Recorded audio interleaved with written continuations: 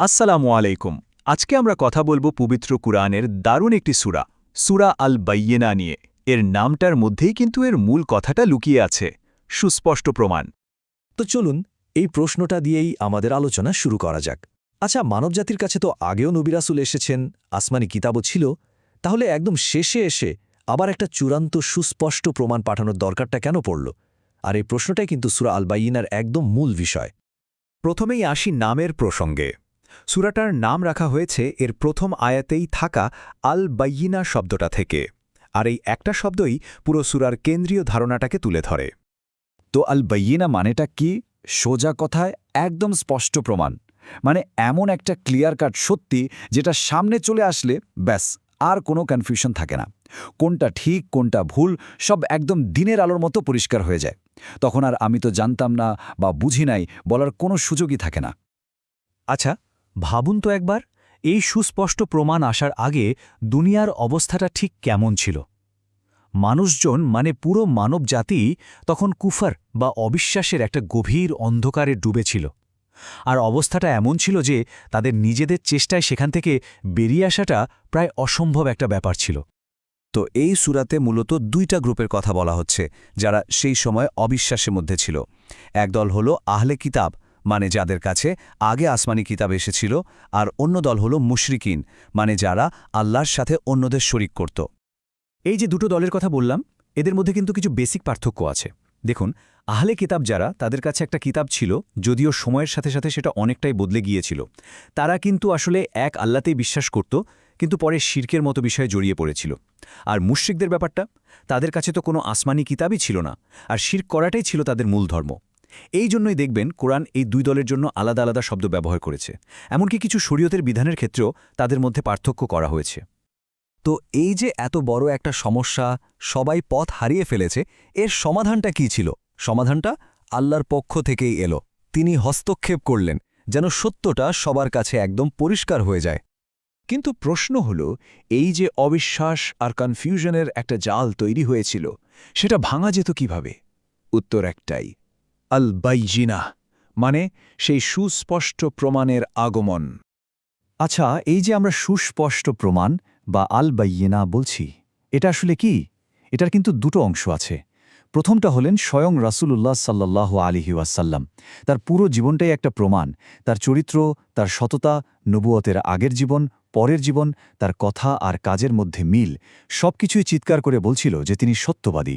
আর দ্বিতীয় অংশটা হলো তার উপর নাজিল হওয়া কিতাব, মানে আল কুরআন, যেটাকে বলা হয়েছে সুহুফিন মুতাহহারা, মানে এমন এক পবিত্র কিতাব যেখানে কোনো রকম ভুল বা মিথ্যার ছিটে ফোটাও নেই।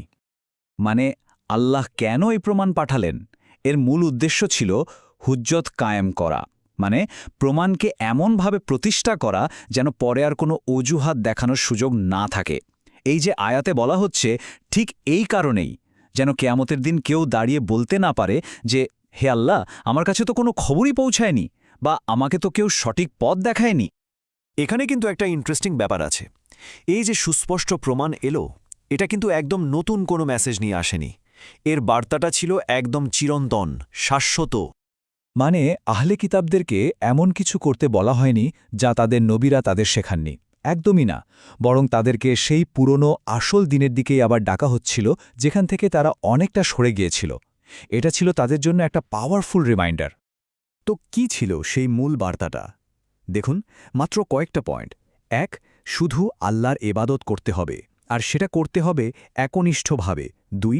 এবাদতকে সব রকম শিরক থেকে পাক পবিত্র রাখতে হবে। ৩. সালাত প্রতিষ্ঠা করতে হবে। আর ৪. জাকাত দিতে হবে। আপনি খেয়াল করে দেখুন, পৃথিবীর শুরু থেকে প্রত্যেক নবী কিন্তু এই একই বেসিক কথাগুলোই বলে গেছেন। আর কোরআন এই পুরো প্যাকেজটাকে বলছে দীনুল কাইয়িমা, মানে এটাই হলো সেই চিরন্তন, সঠিক এবং সুপ্রতিষ্ঠিত জীবন ব্যবস্থা। সবসময় এটাই ছিল আসল দিন। তো যখন এই সুস্পষ্ট প্রমাণ চলে এলো, তখন কিন্তু মানুষ দুটো ভাগে ভাগ হয়ে গেল।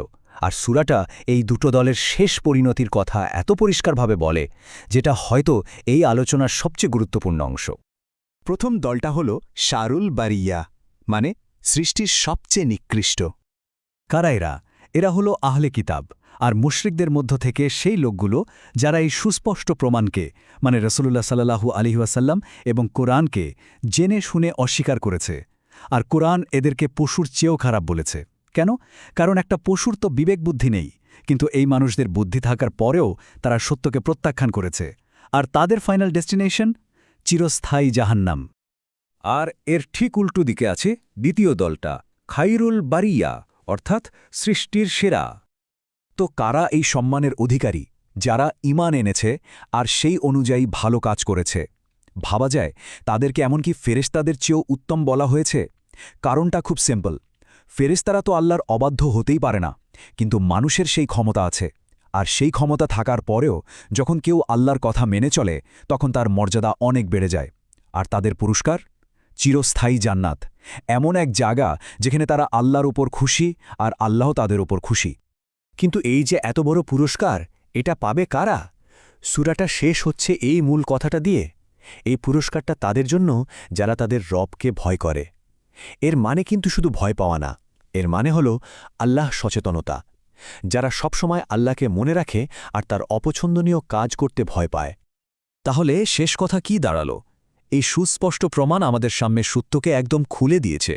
এখন আমাদের ভাবার বিষয় হল, এই সত্যটা জেনে এটা সম্পর্কে সচেতন থেকে জীবনটা কাটালে তার ফলাফল কি হতে পারে। এই সূরাটা আমাদের ঠিক এই প্রশ্নটার সামনেই দাঁড় করিয়ে দেয়। আশা করি আজকের এই আলোচনাটি সবার জন্য উপকারী ছিল।